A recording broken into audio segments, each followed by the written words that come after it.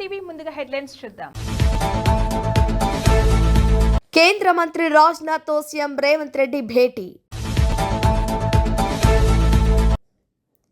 మేడారం మహాజాతర హుండీ లెక్కింపు పూర్తి. నిజామాబాద్ ఎంపీ ధర్మపురి అరవింద్ పై కేసు నమోదు. మున్సిపల్ ఎన్నికల కౌంటింగ్ కేంద్రాల వద్ద 3 అంచెల భద్రత.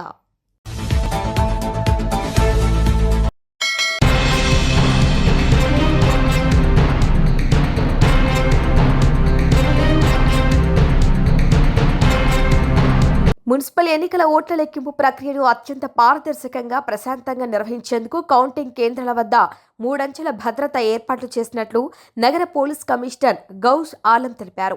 కౌంటింగ్ సందర్భంగా ఎటువంటి అవాంఛనీయ ఘటనలు జరగకుండా పటిష్టమైన పోలీస్ బందోబస్తును మోహరించినట్లు ఆయన పేర్కొన్నారు. ఇక ప్రధాన భద్రతా చర్యలు మరియు నిబంధనలు చూస్తే 3 అంచెల భద్రత ఏర్పాటు చేశారు. కౌంటింగ్ కేంద్రం చుట్టూ 3 స్థాయిల్లో భద్రతను ఏర్పాటు చేశాం. కేంద్రానికి 100 మీటర్ల దూరం నుంచే భద్రతా వలయాన్ని ఏర్పాటు చేసి అనాధికార వ్యక్తుల ప్రవేశాన్ని నిషిద్ధం చేశామని సిపి తెలిపారు. ఇక మొదటి గేట్ కేవలం పోలీస్ అధికారులు, మున్సిపల్ అధికారులు మరియు విధుల్లో ఉన్న సిబ్బందికి మాత్రమే అనుమతి.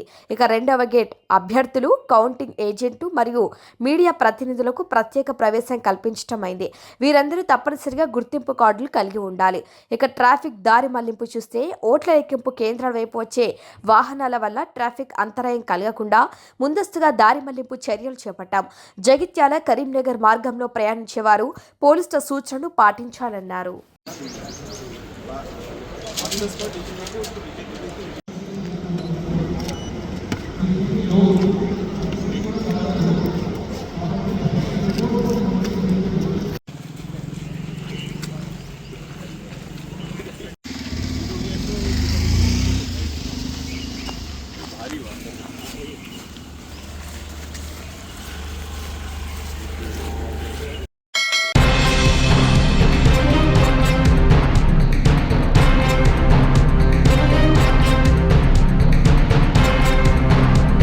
సీఎం రేవంత్ రెడ్డి రెండో రోజు ఢిల్లీలో పర్యటిస్తున్నారు. ఇందులో భాగంగా దేశ రక్షణ శాఖ మంత్రి రాజ్నాథ్ సింగ్తో ఆయన భేటీ అయ్యారు. ఫిబ్రవరి చివరి వారంలో జరిగే గాంధీ సరోవర్ ప్రాజెక్టు శంకుస్థాపనకు రావాలని ఆహ్వానించారు. ఈసా, మూసీ నదుల సంగమ స్థలంలో ఈ ప్రాజెక్టు చేపడుతున్నట్లు 1948లో మహాత్ముని చితాభస్మాన్ని ఇక్కడే నిమజ్జనం చేశారని వివరించారు. మూసీ పునరుజ్జీవ ప్రాజెక్టులో భాగంగా బాపుఘాట్ను ప్రపంచ స్థాయి చిహ్నంగా తీర్చిదిద్దుతామని తెలిపారు.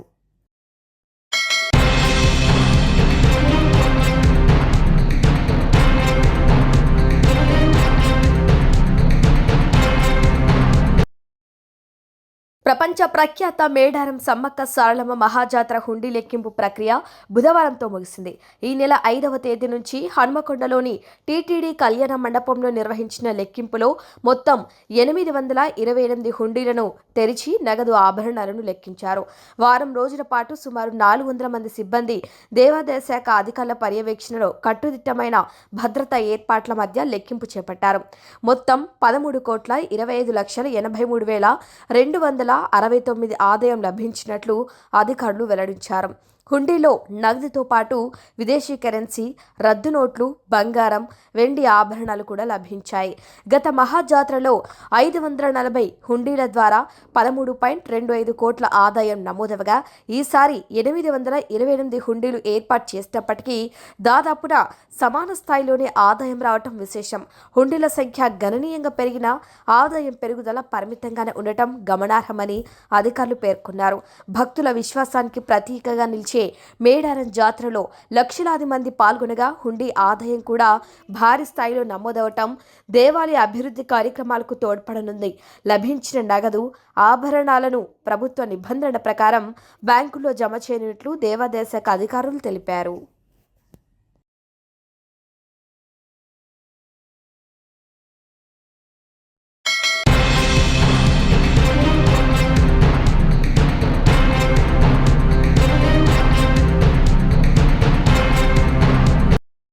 కేంద్రంలో కేంద్రంలోని మోదీ సర్కార్ అనుసరిస్తున్న కార్మిక కర్షక వ్యతిరేక విధానాలకు నిరసనగా గురువారం సామర్లకోట సిఐటియు పట్టణ కమిటీ ఆధ్వర్యంలో దేశవ్యాప్త సమ్మెలో భాగంగా పెద్దాపురం నియోజకవర్గ వ్యాప్తంగా సిఐటి ఆధ్వర్యంలో సమ్మె విజయవంతమైంది.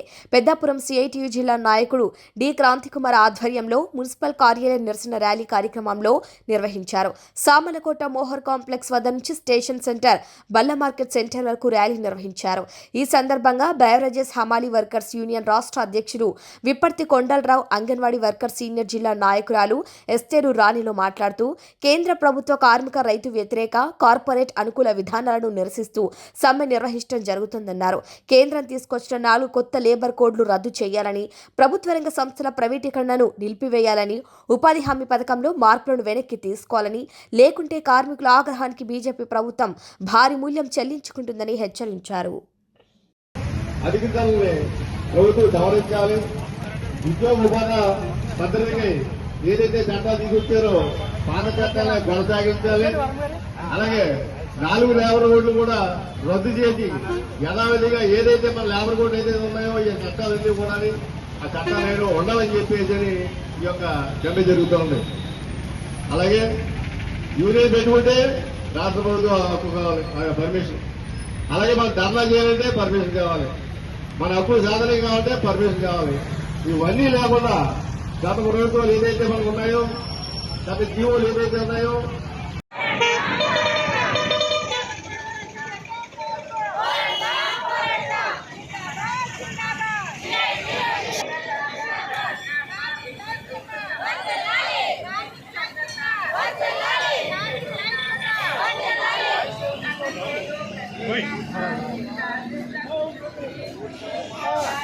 పనిచేస్తున్నారు.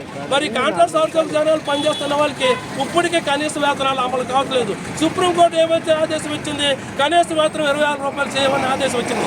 కానీ ఈ రోజు కనీస వేతనం అమలు కావడం లేదు. పని భద్రత కూడా లేని పరిస్థితి ఈ రోజు మోడీ ప్రభుత్వం తీసుకొచ్చిన 4 లేబర్ కోడ్ల వల్ల మనం సమ్మె చేయడానికి హక్కు లేదు, అలాగే యూనియన్ పెట్టుకునే హక్కు లేదు. అలాగే ఇప్పుడు దేశానికి వెన్నుముకమైన రైతు లేనిదే మన ప్రజలు లేరు. అటువంటి దేశాన్ని వెన్నుముకున్న రైతు కార్మిక నల్ల చట్టాలు తీసుకొస్తే దాదాపు 175 రోజులు ఢిల్లీలో ఏక పోరాటం చేస్తారు సలాన్గా వారంలో. కానీ ఈరోజు చట్టాలను అయితే వెనక్కి తీసుకొచ్చింది, కానీ ఆ యొక్క కార్మిక చట్టాలను, రైతు కార్మిక చట్టాలను మాత్రం విధానాలు రూపొందించడంలో ఇప్పటికీ కూడా మోడీ ప్రభుత్వం వెనకాడుతుంది. కాబట్టి ఈరోజు ప్రజా హక్కుల చేత, ప్రజా ఓట్ల చేత నెగ్గినట్టు మోడీ ప్రభుత్వం ఈరోజు ప్రజాపాలన చేయకుండా కార్పొరేట్ సంస్థలకి, యజమానులకి ఉడుగుం చేస్తున్నారు అనేది ఈ సందర్భంగా మేము తెలియజేస్తున్నాం. అలాగే ఈరోజు చెప్తున్నాము, ఈరోజు కార్మికులు ఏదైతే నష్టం కలిగితే తీసుకొచ్చిన లేబర్ కోడ్స్ ఉన్నాయో ఆ లేబర్ కోడ్ తక్షణం తీసుకోవాలా. ఈరోజు అనేక కార్మికులు ప్రాణాలు అర్పించి, రక్తం చిందించి ప్రాణాలు సాధించినట్టు వైజాగ్ స్టీల్ ప్లాంట్ ఈరోజు ప్రైవేటీకరణ చేయడం చూస్తుంది. ఈరోజు వైజాగ్ స్టీల్ ప్లాంట్ ఈరోజు భారతదేశంలో అత్యున్నత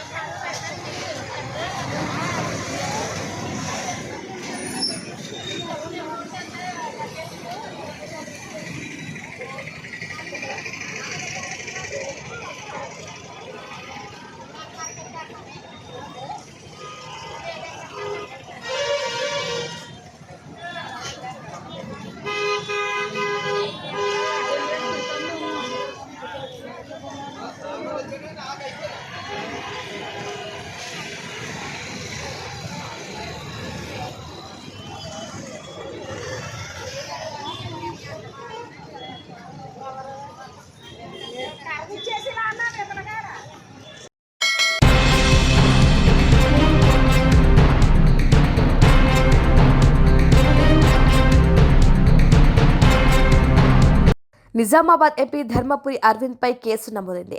హరిచరణ్ మార్వాడి పాఠశాల పోలింగ్ కేంద్రం వద్ద ఘటన చోటు చేసుకుంది. విధుల్లో ఉన్న ఎస్ఐ గుర్రం నారాయణ, హెడ్ కానిస్టేబుల్ గోవర్ధన్, శ్రీనివాస్లపై దుర్భాషలాడారు. పోలీసులపై అసభ్యంగా రెచ్చగొట్టే వ్యాఖ్యలు చేశారు అరవింద్. నిషేధిత స్టీల్, వీడియో కెమెరాలతో పోలింగ్ కేంద్రంలోకి ప్రవేశించినట్లు ఫిర్యాదు చేశారు. ఇక డ్యూటీలో ఉన్న సిబ్బందిని బెదిరించి విధులకు ఆటంకం కలిగించారు Arvind. BNS section 132, 223, 296B and Telangana municipality చట్టం 219 సెక్షన్ 226 కింద క్రైమ్ నెంబర్ 51/26 నమోదు చేసి దర్యాప్తు ప్రారంభించినట్లు టౌన్ 1 SHO రఘుపతి తెలిపారు.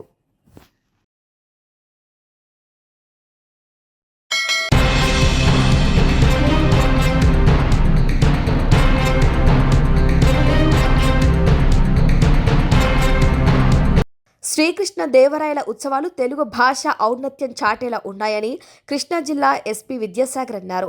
పోలీస్ శాఖ సమాజహిత కార్యక్రమాల్లో భాష, సంస్కృతి వ్యాప్తికి కృషి చేస్తామన్నారు.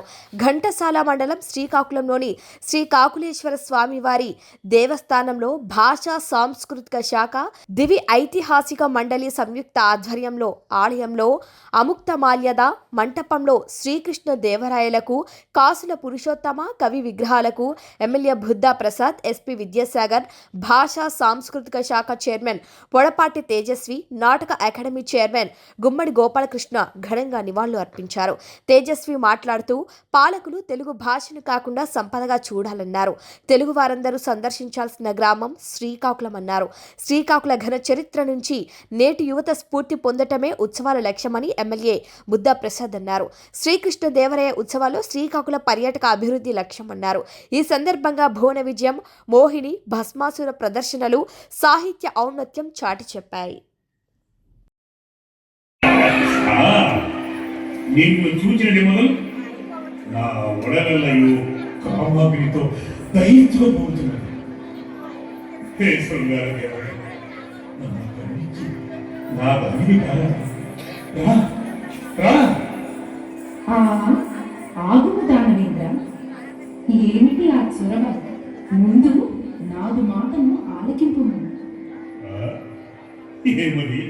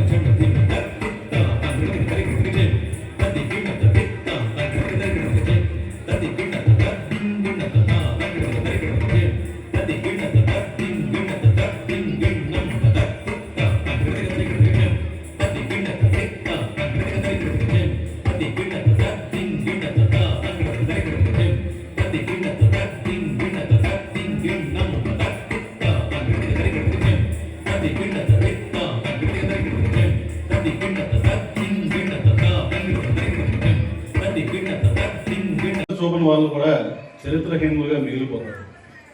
అయితే ఈ రోజును చూసుకుంటే ఇందాక కల్చరల్ కమిషన్ చైర్పర్సన్ గారు చెప్పినట్టు ఈ రోజున ఉన్న మన ఎడ్యుకేషన్ సిస్టమ్ ఏదైతే ఉందో దీంట్లో తెలుగు భాషని ఒక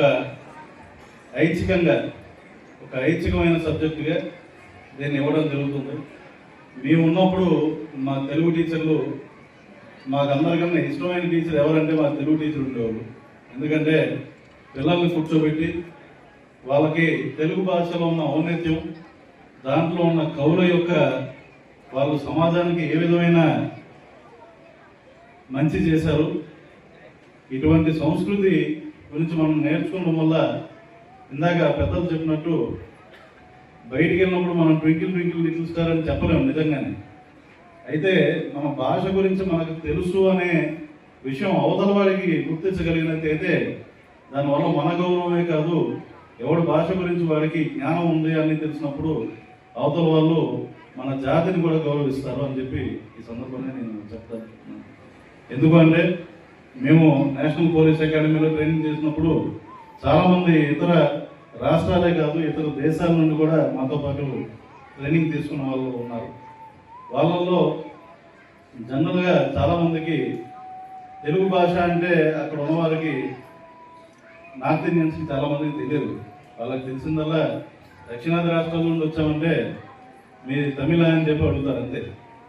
ఎందుకు అంటే తమిళులు వాళ్ళ భాష పట్ల అంతటి మిక్కిరైన గౌరవం మరియు వాళ్ళ భాషని వాళ్ళు అంత ప్రేమగా వాళ్ళు బయట వాళ్ళందరికీ కూడా ప్రొజెక్ట్ చేసుకుంటారు. అయితే మన దగ్గరకు వచ్చేసరికి తరాలు గడుస్తున్న కొద్దీ మా తరం ఇంకా మా పిల్లల దగ్గరికి వచ్చేసరికి ఈ భాష యొక్క ఔన్నత్యం మర్చిపోయే పరిస్థితి ఉందంటాం అనేది మనం అందరం ఒప్పుకోవాల్సిన విషయం. అయితే ఇటువంటి పరిస్థితుల్లో కూడా ఎందుకంటే ఇటువంటి ఒక సాయంకాలం పూట నేను ఒక ప్రోగ్రాంకి వచ్చి అక్కడికి వచ్చి కూర్చుండడం అనేది చాలా సంవత్సరాలు అయిపోతుంది. అయితే ఇంతమంది భాషను అభిమానించే వాళ్ళు ఉన్నారు. ఎందుకంటే ప్రతిరోజు కూడా మాకు చెప్తూ ఉంటారు, పొద్దున్న లేచేసరికి సార్ సాయంత్రం ఫలానా చోట ఈ సాంస్కృతిక కార్యక్రమం ప్రదర్శించబడుతుంది, సాయంత్రం అయ్యేసరికి ఇక్కడ ఫలానా చోట ఈ నాటికను ప్రదర్శిస్తారు, లేదంటే ఫలానా చోట ఈ నృత్య కళాకారులు వచ్చి దీనిలో పాల్గొంటారంటే మాకు జనరల్గా అంత అవగాహన లేదు.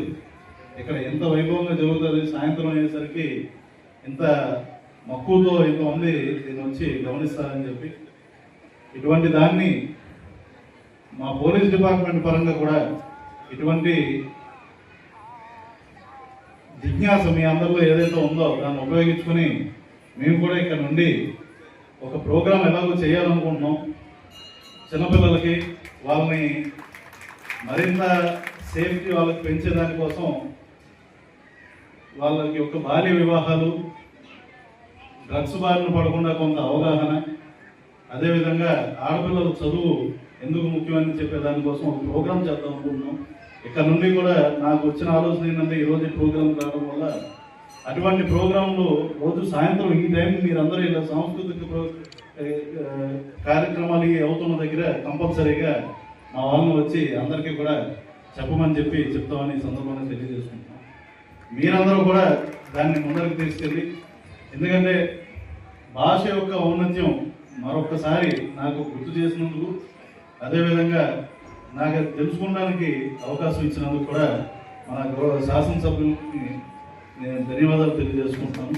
ఇక్కడికి వచ్చి మీరందరూ కూడా భాష యొక్క ఔన్నత్యాన్ని తెలుసుకుంటాం అనేది అంతే కాకుండా బయటికి భావితరాలకు చెప్పాలనే బాధ్యతతో ఇక్కడ మీరందరూ వచ్చారని చెప్పి ఈరోజు గమనించి అది కూడా నాకు ఎంతో ఆనందాన్ని ఇస్తుంది. కాబట్టి ఈ అవకాశాన్ని ఇచ్చినందుకు మరొకసారి మీ అందరికీ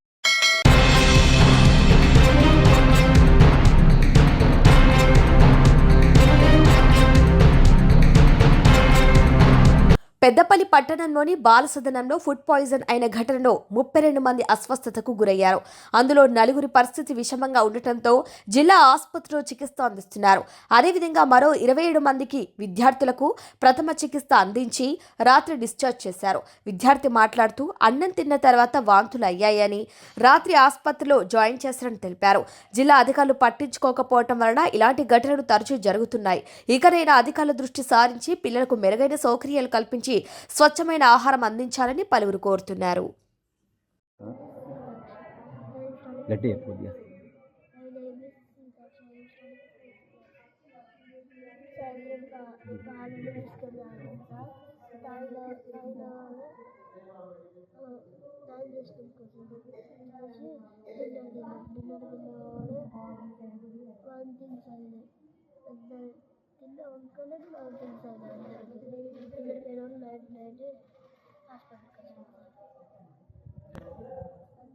కొంతమందికి ముగ్గురు వయసుకి ముగ్గురు నాకు అందరికీ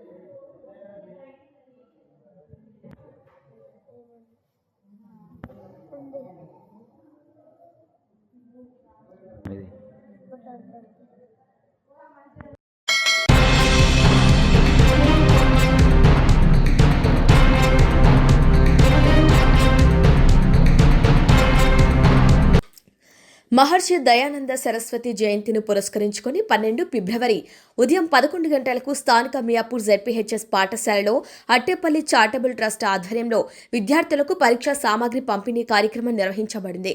ఈ కార్యక్రమంలో అట్టేపల్లి రామప్రభు చైర్మన్, అట్టేపల్లి లక్ష్మీనారాయణ ట్రస్ట్ 7వ తరగతి నుంచి 10వ తరగతి వరకు చదువుతున్న విద్యార్థులకు ఎగ్జామ్ ప్యాడ్లు, పెన్నులు, పెన్సిలు, షార్ప్నర్లు, స్కేల్స్ తదితర పరీక్షా సామాగ్రిని అందజేశారు. ఈ సందర్భంగా ఆయన మాట్లాడుతూ ముఖ్యంగా 10వ తరగతి విద్యార్థులు కష్టపడి చదివి పరీక్షల్లో మంచి ఫలితాలు సాధించి రాబోయే కాలంలో ఉజ్వల భవిష్యత్తును నిర్మించుకోవాలని ఆకాంక్షించారు. ఈ కార్యక్రమంలో ఏఆర్పీ టీం సభ్యులతో పాటు ముఖ్య అతిథిగా స్థానిక నాయకుడు ఓం ప్రకాష్ గౌడ్ హాజరయ్యారు. అలాగే పాఠశాల head master Vasundhara Devi, pre primary school head master Hussain పాల్గొని కార్యక్రమాన్ని విజయవంతం చేశారు. విద్యా అభివృద్ధియే లక్ష్యంగా నిర్వహించిన ఈ కార్యక్రమం విద్యార్థులు, ఉపాధ్యాయులు, తల్లిదండ్రుల నుంచి ప్రశంసలు అందుకుంది.